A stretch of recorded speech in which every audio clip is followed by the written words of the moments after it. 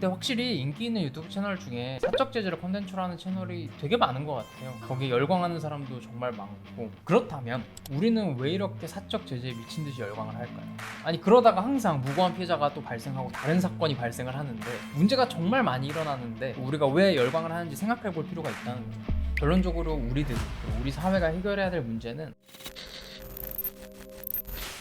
안녕하세요 다니엘님. 네, 안녕하세요. 뉴스의 시대 진짜 오랜만에 찍는 것 같아요. 그게 엄청 오랜만이네. 그리고 한 가지 특별한 소식이 있어요. 유튜브 채널의 멤버십에 그 중에서 가장 높은 등급이 최초로 탄생했습니다. 아 진짜? 닉네임이 뭐죠? 우리 그거 영상 찍을 때 앞에서 닉네임 샤라웃 해주기로 했잖아. 닉네임이 뭐예요? 닉네임이 세직님이시거든요. 아 세직님, 알겠습니다. 카메라 보고 한 오케이. 세직님 정말 감사합니다. 저희 컨텐츠와 제가 항상 부족한데 당신의 이런 후원은 완벽하다고 생각을 해요.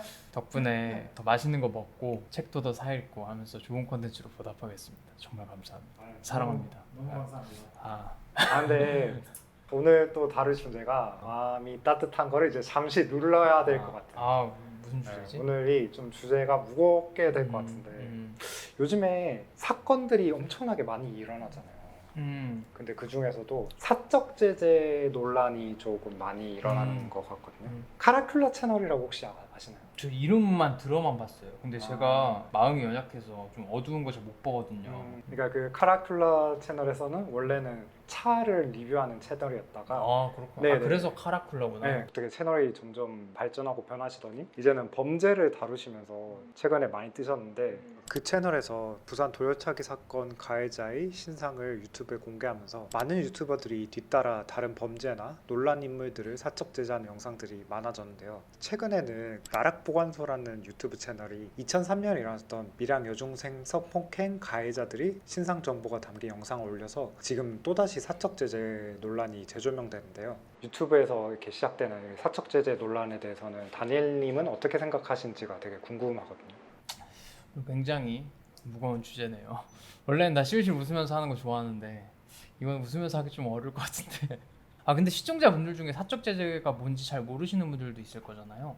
그래서 제가 설명을 해드리면 사회적으로 무리를 일으킨 대상에 대해서 이제 공적인 제재죠. 그러니까 사법 체계에서 하는 이제 법 진행이 아니라 개인이 사적으로 어떤 사건을 재조명하면서 평판을 파괴하는 이런 식으로 이제 법 외에 개인적인 처벌을 주는 방식을 사적 제재라고, 뭐 각자 정의가 다르겠지만 맥락으로 봤을 때는 약간 그런 느낌인 것 같고. 그러면은 요즘 사적 제재에서 가장 핫한 주제는 뭐가 있죠? 밀양 그 성폭행 오케이. 사건. 이거는 알아요. 네. 이거는 너무 유명해서 뉴스 기사에서도 엄청 나오니까. 그죠. 그게 2003년도에 일어났던 와 진짜 오래됐네. 네. 2003년이면 나 초등학교 5, 6학년 때인데 진짜 그죠, 오래됐구나. 그래서 그 가해자들이 아직도 지금 버젓이 잘 살고 있다. 아, 그런 것 때문에 그걸 다시 재조명시켜서 음. 이제 많이 이슈가 됐죠. 맞아요. 그래서 그 채널에서 그 사건을 다시 다뤄가지고 사적 제재를 하고 있는 것 같은데 그게 정말 화제가 돼서 이제 언론사에서 역으로 그거를 퍼날라서 다루는. 근데 확실히 인기 있는 유튜브 채널 중에 사적 제재를 컨텐츠로 하는 채널이 되게 많은 것 같아요. 거기에 열광하는 사람도 정말 많고 카라큘라 채널도 주제를 이제 그걸로 바꾸면서 커졌다면서요. 근데 뭐 그거는 유튜브 채널 다 그럴 수 있지. 우리도 맨 처음에 나 채널 다룰 때 다이어트 강복심으로 시작했는데 근데 이제 점점 바뀌지. 자기가 더 잘할 수 있는 걸로. 물론 저는 이거는 입장을 분명히 하면 사적 제재라는 것 자체는 법치주의 국가에서 올바른 방식이 아니고 기본적으로 광기에 가까운 감정을 이용하는 것이기 때문에 결국에는 항상 무고한 피해자가 발생을 해요. 왜냐하면 분노를 동반한 여론은 결국 미치광이처럼 되거든.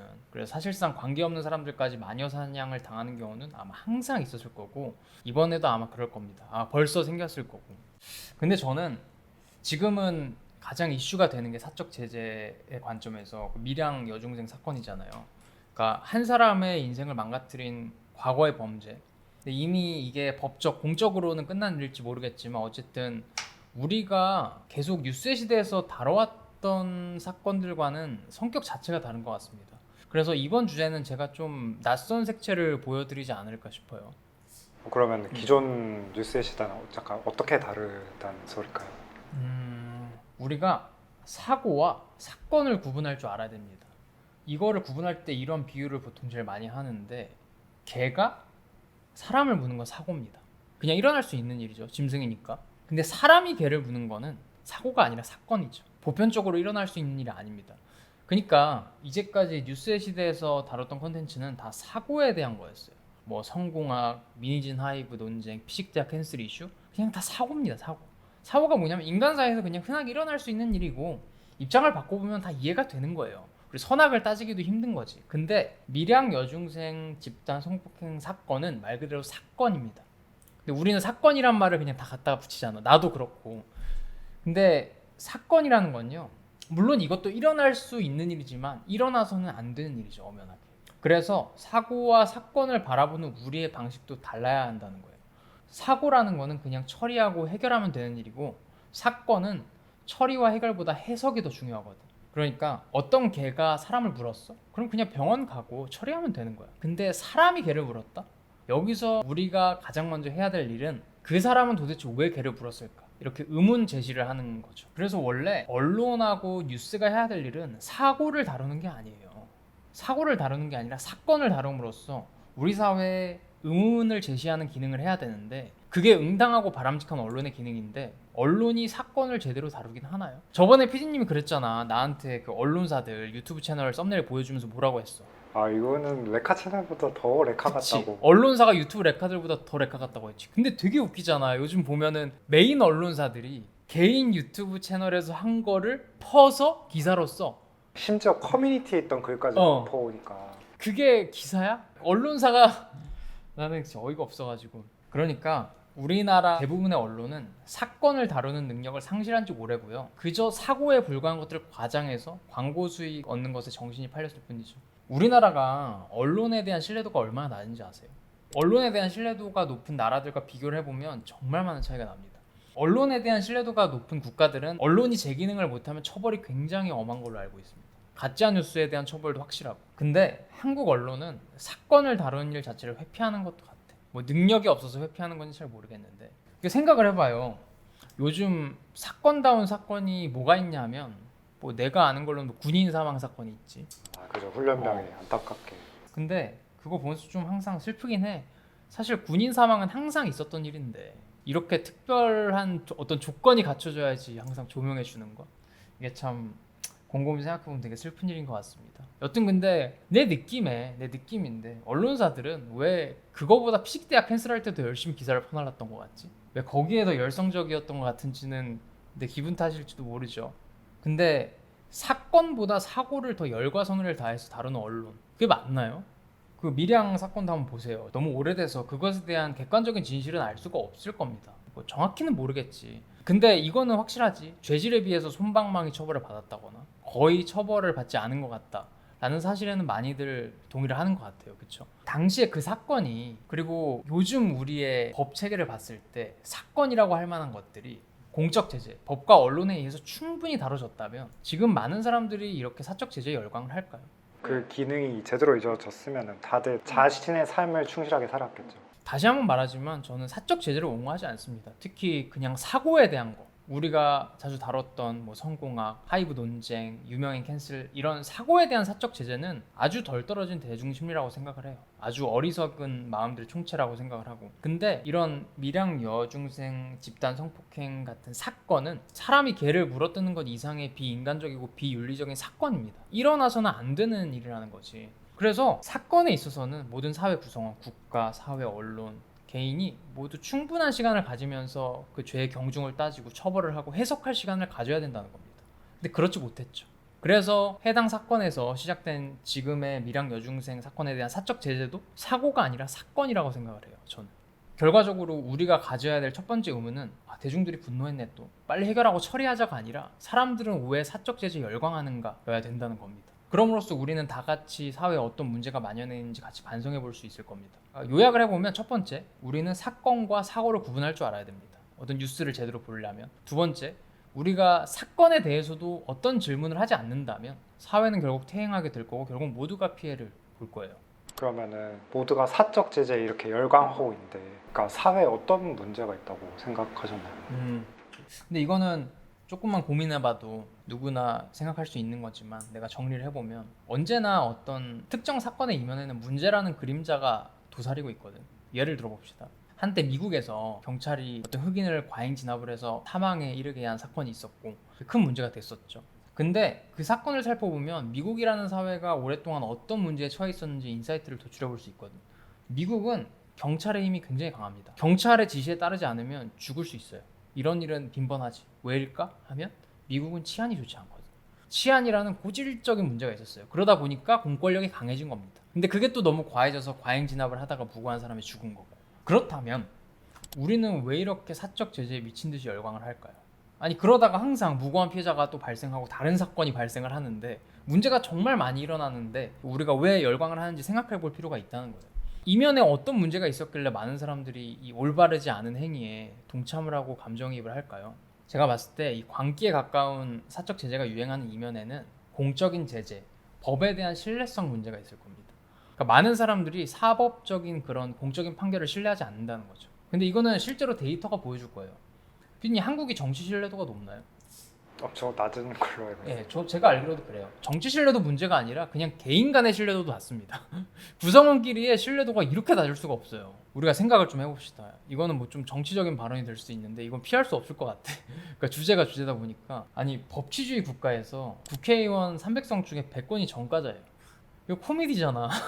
물론 거기서 절반은 뭐 민주화 운동이나 아픈 시대상으로 인한 전과니까 그렇다 쳐도 거의 절반이 음주운전? 막 무면허 운전 그런 거던데. 법치주의 국가에서 범죄자가 정치를 하네? 이건 아니지 않아? 너무 재밌는 나라죠. 근데 그걸 또 우리 손으로 뽑았어. 그러니까 또 할 말이 없는 것 같기도 한데 무엇보다 사건을 처리해야 되는 정치기관, 언론의 능력은 정말 내가 아무리 좋게 봐줘도 칭찬을 해줄 수가 없습니다. 나만 해도 나는 진짜 뉴스에 많은 의미를 부여하지 않는 사람인데도 뉴스 보다 보면 확 짜증날 때가 있거든. 어떤 걸 보면은 국가를 위해서 인생을 바치는 사람들은 못 살고 나쁜 놈들은 잘 살고 진짜 기여한 사람들은 막 겨우 밥 빌어 먹고 사는 경우가 되게 많잖아. 군대에서 사고 나가지고 발모가지 하나 나가도 800만 원 준다며? 근데 매춘부들은 수천만 원씩 지원해주고. 그치? 이게 말이 됩니까? 이게? 제대로 된 사건은 나 몰라라 하고 사고에 불과한 것들에 쩔쩔매는 국가, 사법 시스템, 언론 기관을 신뢰할 수 있을까요? 아 맞아. 근데 내가 너무 이렇게 정치적인 이야기만 하면 뉴스 시대 목적하고 너무 안 맞으니까 인문학적으로 좀 접근해 보겠습니다. 좋습니다. 좀 가라앉히고. 잠깐 화가 났어요. 이런 주제는 자주 하면 안 돼. 힘이 들어.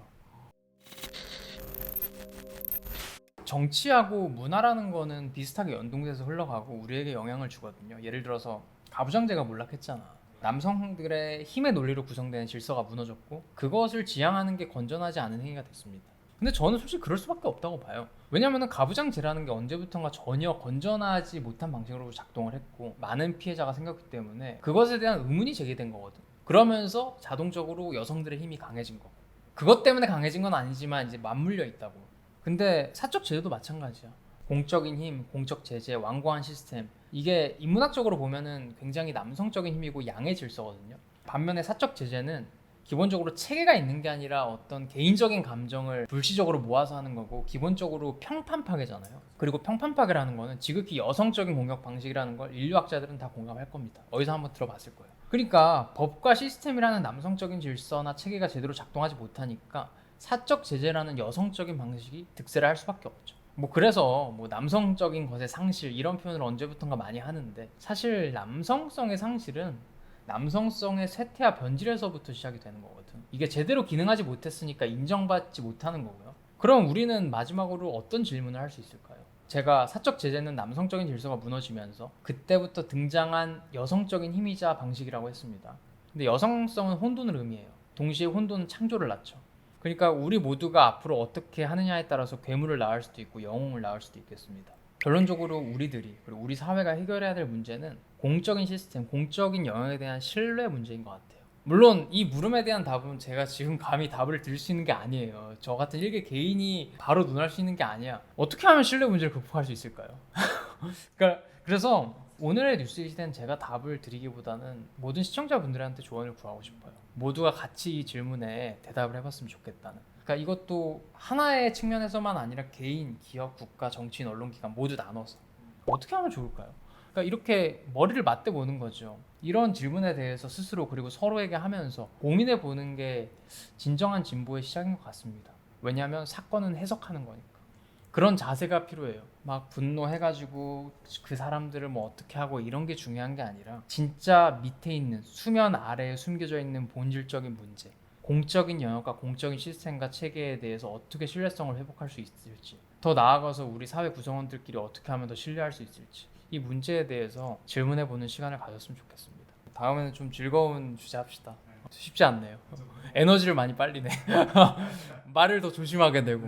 나도 사고에 대한 거는 가볍게 하는데 사건에 대한 거는 되게 무겁게 생각하는 편입니다. 수고 많았고요. 다음에 봅시다.